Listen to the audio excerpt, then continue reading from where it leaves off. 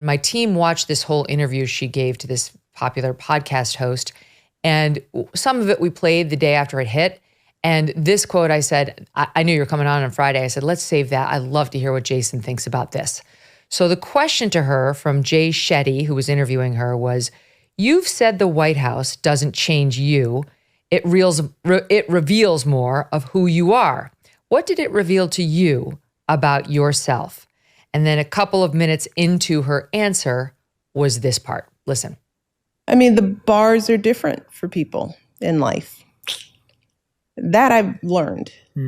This is the thing about being an other. You learn how to be excellent all the time because you can't be less than. Other people can. Other people can be indicted a bunch of times and still run for office. Black man can't.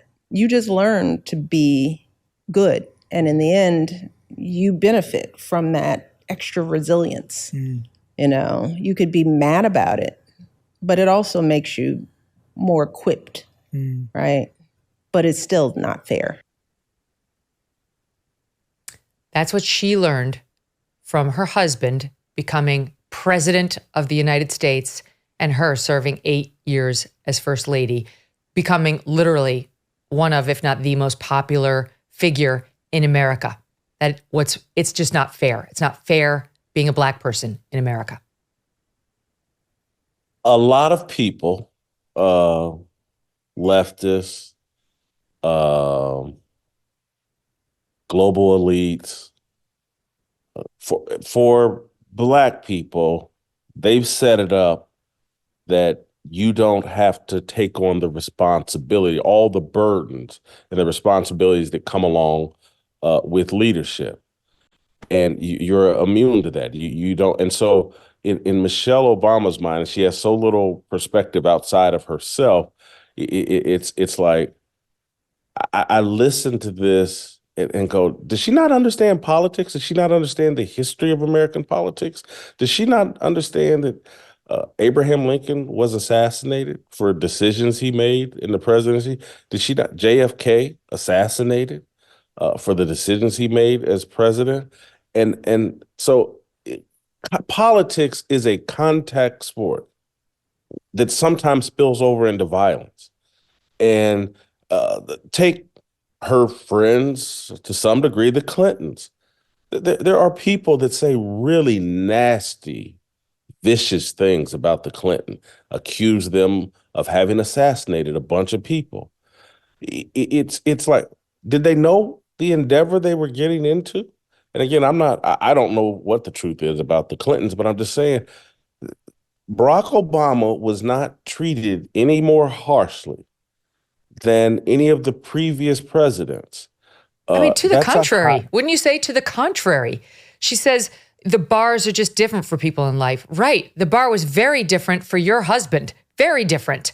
And I'm sure he got into Harvard just based purely on his intellect, right? And Harvard Law School. And he was ushered into the presidency with about 2 minutes of public service behind him, right? Like a short stint in the U.S. Senate after being a local Illinois lawmaker.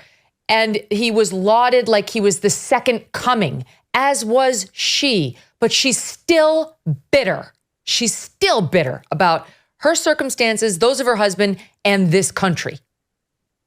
Take an example just for her as a woman, and I don't want to come off as sexist, but just her as a woman.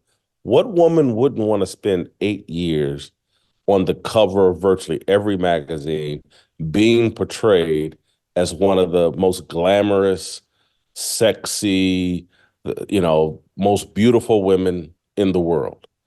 And I'm just sorry, objectively, there's a standard lowering for us to sell that myth that, like, this is one of the 20 most beautiful women on the planet. Really?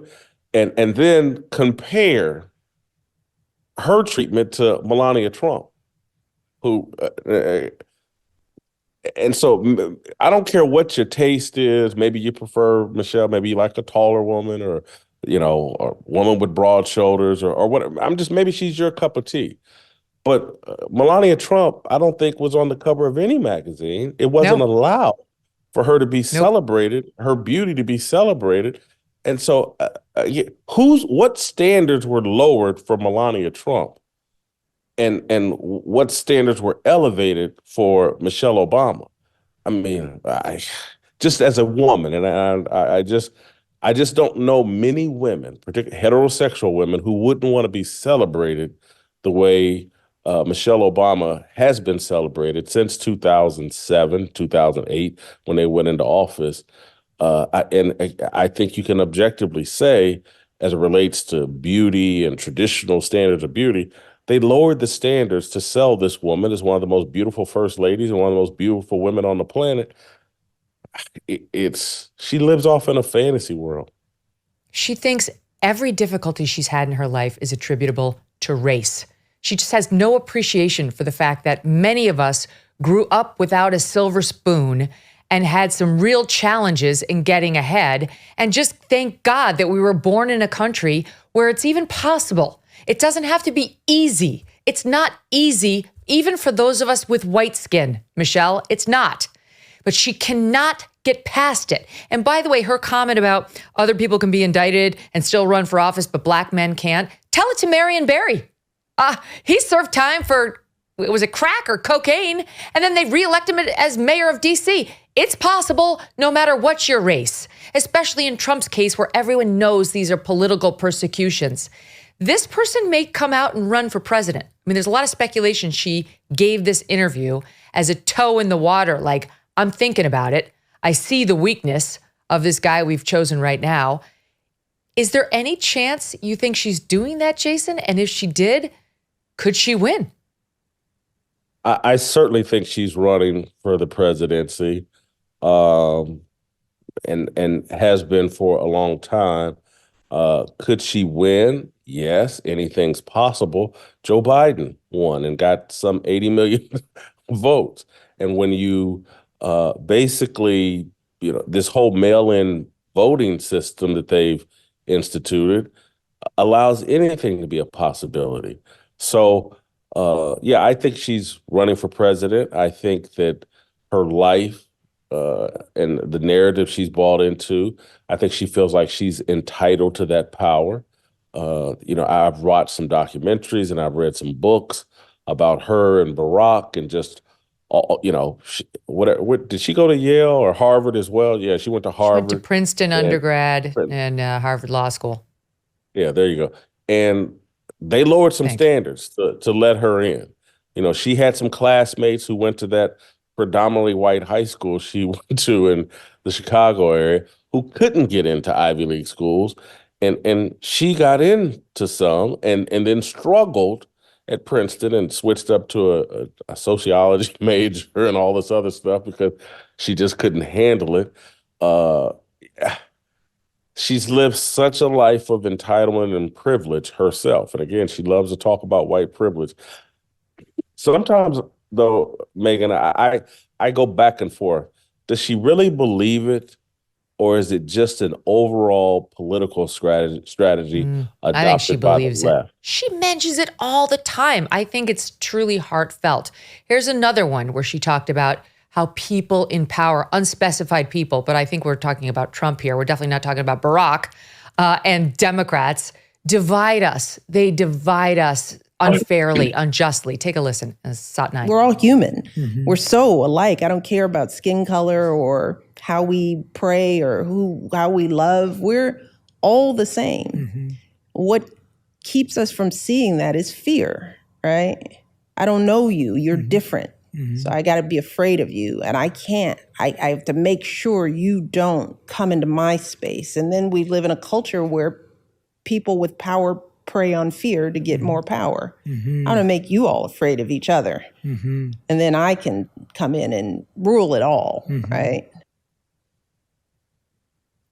I'm sorry, but her husband was the one, more than any other prior to him. I grant that Trump has been divisive in some ways. But her husband was the first one to cross lines we hadn't seen crossed from the Oval Office while sitting there. If I had a son, he would look like Trayvon, weighing in on legal cases involving always a black alleged victim. I mean, and then, a white alleged perpetrator, and stoking those racial fires. And the Democrats too. The Democrats haven't missed a chance to exploit this narrative. Race relations were doing a lot better. And then they saw an opportunity. I just think the tone deaf nature of those comments is apparent. That's why I go back to, I'm not sure she believes any of this.